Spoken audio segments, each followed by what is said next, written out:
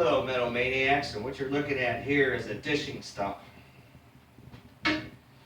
This dishing stump was made from a 300 cubic inch oxygen bottle that was scrapped at the local junkyard. I also made a cover for it, as you can see here. It's made out of 10 gauge black iron with a 10 gauge ring I rolled and molded to it. I also put some foam insulation in there too to help deaden the sound. The concept of a dishing stump has been around in metal fabric. So all I did in the fabrication of this is I took a 300 cubic inch oxygen bottle and I cut it down. Next thing I did was weld some brackets to the tank itself, and then I made a base for an 1.5 by 1.5 angle, and then put, I think those are 2x6s down, made a base for it, screwed it to it. And next cool thing I did, or at least I think it's cool, is I welded in these piece of flat metal here, kind of gives it a 1950s look, and some tubing. And the reason why I did that was so I could put on attachments. Here is a shock put that I made as a planishing tool for flattening metal and so forth. Getting all the bumps and crap out of it. Simply locks in here. Tightens up, or you can take it off. Then my other attachments too, these are just ball hitches for planishing, so forth, and beating that metal. See if it tightens up, takes it off, etc., etc. I've got a bunch more attachments I'm going to make in the future as my projects progress. So, basically how this works is pretty simple. Take a flat piece of metal and you can dome it.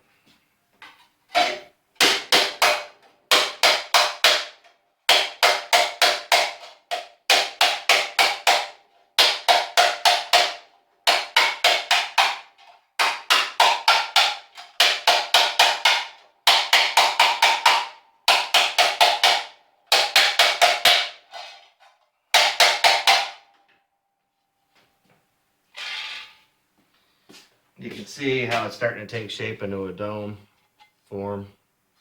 Here's one that I did earlier.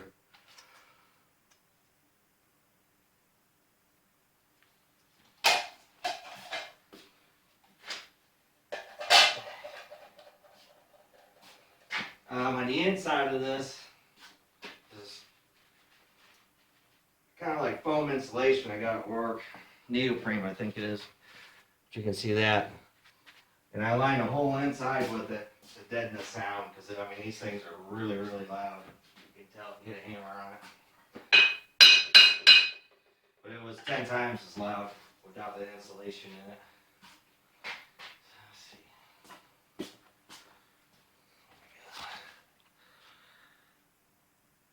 So all I did in the fabrication of this is I took a 300 cubic inch oxygen bottle and I cut it down. Next thing I did was weld some brackets to the tank itself, and then I made a base for an 1.5 by 1.5 angle, and then put, I think those are 2x6s down, made a base for it, screwed it to it. And next cool thing I did, or at least I think it's cool, is I welded in these piece of flat metal here, kind of gives it a 1950s look, and some tubing. And the reason why I did that so I can put on attachments.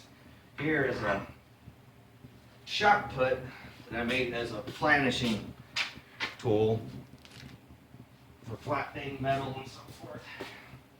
Getting all the bumps and crap out of it. Simply locks in here, tightens up, or you can take it off. Then my other attachments too, these are just ball hitches for planishing, so forth, and beating that metal. See if it tightens up, takes it off, etc., etc. I've got a bunch more attachments I'm going to make in the future as my projects progress. So, basically how this works is pretty simple. Just take a flat piece of metal and you can dome it.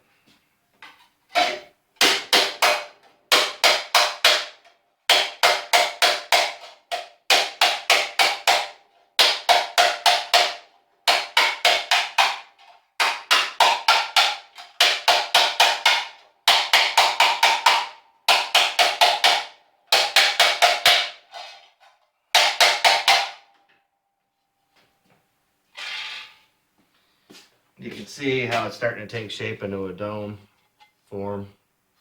Here's one that I did earlier.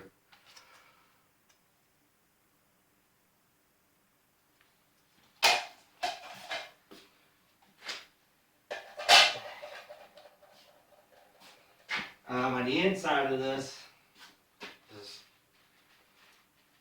kind of like foam insulation I got at work. Neoprene, I think it is. But you can see that. And I line the whole inside with it to deaden the sound, because I mean these things are really, really loud. You can tell if you hit a hammer on it. But it was 10 times as loud without the insulation in it.